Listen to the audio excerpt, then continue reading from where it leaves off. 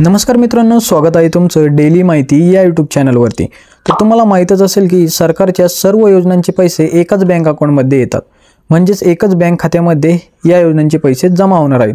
तर ती कोणती बँक आहे त्याबद्दलची सविस्तर माहिती आपण आजच्या व्हिडिओमध्ये जाणून घेणार आहोत। तर ती बँक जी आहे ती महाडीबीटीला लिंक आहे आणि त्या महाडीबीटीला लिंक असलेल्या बँकेतच तुम्हाला सध्या चालू असलेल्या आणि भविष्यात येणाऱ्या सर्व योजनांचे पैसे जमा होणार आहेत, जसे की श्रावणबाळ योजना, संजय गांधी योजना, निराधार योजना, किसान योजना, लाडकी बहीण योजना किंवा अशा अनेक योजना आहेत।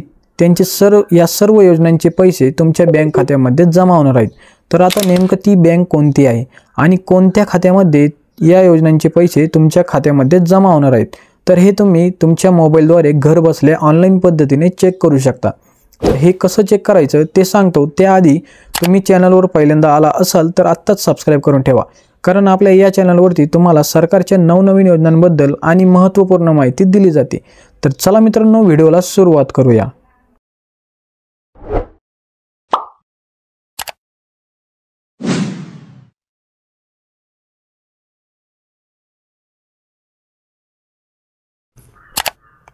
सर्वप्रथम मित्रांनो, तुम्हाला तुमच्या मोबाईलमध्ये यायचं आहे। मोबाईलमध्ये तुम्हाला गुगल क्रोम किंवा गुगलचा जो ॲप आहे त्या गुगलच्या ॲपवर तुम्हाला क्लिक करायचं आहे। क्लिक केल्यानंतर मित्रांनो तुम्हाला इथे npci.org.in असं सर्च करायचं आहे। जर तुम्हाला हे सर्च करता येत नसेल तर तुम्हाला खाली लिंक दिलेली आहे डिस्क्रिप्शनमध्ये, त्या लिंकवर क्लिक करून तुम्ही डायरेक्ट इथे येऊ शकता। सर्च केल्यानंतर मित्रांनो तुम्हाला असा काही इथे इंटरफेस दिसेल। त्यानंतर मित्रांनो तुम्हाला खाली स्क्रोल करायचं आहे। स्क्रोल केल्यानंतर इथे पाहू शकता रुपेच्या ऑप्शनच्या खाली इथे कंझ्युमर ऑप्शन आहे, या ऑप्शनवर क्लिक करायचं आहे। ऑप्शनवर क्लिक केल्यानंतर तुम्हाला अनेक पर्याय इथं खाली दिसतील।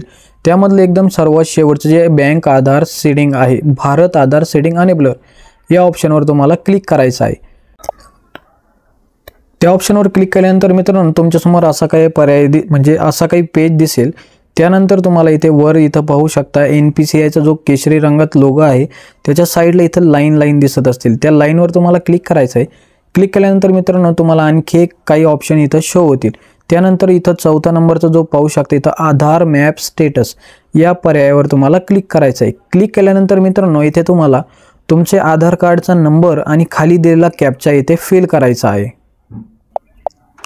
सर्व माहिती इथे भरल्यानंतर मित्रांनो खाली हिरव्या रंगात एक बटन दिसत असेल चेक स्टेटस, या बटनावर तुम्हाला क्लिक करायचं आहे। क्लिक केल्यानंतर इथं तुम्ही जर कॅप्चा कोड चुकीचा टाकला असेल तर इथं तुम्हाला इनव्हॅलिड कॅप्चा दाखवेल। तर पुन्हा तुम्हाला जो चुकीचा कॅप्चा टाकला होता त्यानंतर तुम्हाला इथे बरोबरचा कॅप्चा इथे जसा स्क्रीनमध्ये दिसत आहे त्यानुसार तुम्हाला इथे टाईप करायचं आहे, चेक स्टेटसवर क्लिक करायचं आहे। बरोबर टाकल्यानंतर मित्रांनो तुमच्यासमोर असा इंटरफेस दिसेल। त्यानंतर तुम्हाला इथे OTP विचारेल। OTP इथं तुम्हाला 6 अंकी OTP तुमच्या ज्या आधार कार्डच्या नंबरला जो लिंक आहे जो नंबर, त्या नंबरवर तुम्हाला एक मेसेज येईल। त्या मेसेजमध्ये तुम्हाला 6 अंकी OTP दिसेल। तर इथे पाहू शकता मला एक OTP आलेला आहे, तो मी इथे टाईप करून घेतो। या पद्धतीने टाईप केल्यानंतर मित्रांनो खाली सबमिटच्या बटनावर क्लिक करायचं आहे। क्लिक केल्यानंतर मित्रांनो तुमच्या आधार कार्डवर जो बँक अकाउंट लिंक आहे त्याबद्दलची संपूर्ण माहिती तुम्हाला इथे दिसेल। तर इथे पाहू शकता आधार नंबर आपला दिसत आहे। त्यानंतर मॅपिंग स्टेटस पाहू शकता अनेबल फॉर DBT, म्हणजे माझं बँक अकाउंट आधार कार्डला लिंक आहे आणि त्याच अकाउंटमध्ये मला पैसे जमा होणार आहेत। तर पाहू शकता कधी अपडेट झालेले आहे, लास्ट अपडेट 2014 म्हणजे 27/9/2014 सालीच माझं आधार कार्डला माझं बँक अकाउंट लिंक आहे। तर कोणतं बँक अकाउंट लिंक आहे ते आपण खाली पाहू शकता।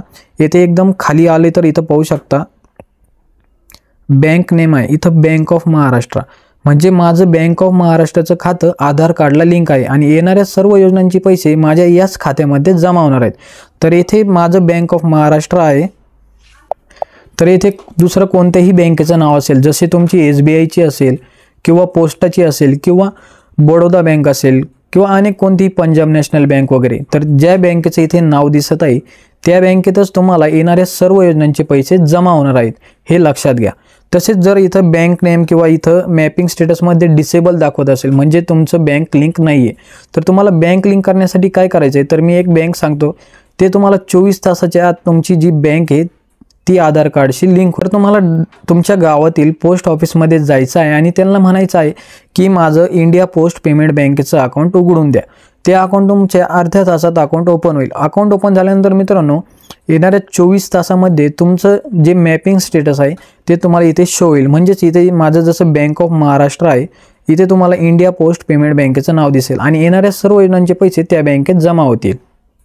तर मित्रांनो आजचा हा व्हिडिओ कसा वाटला कमेंट करून नक्की सांगा आणि या व्हिडिओला आपल्या संपर्कातील व्यक्तींना जास्तीत जास्त शेअर करा, जेणेकरून त्यांना सुद्धा या माहितीचा फायदा होईल।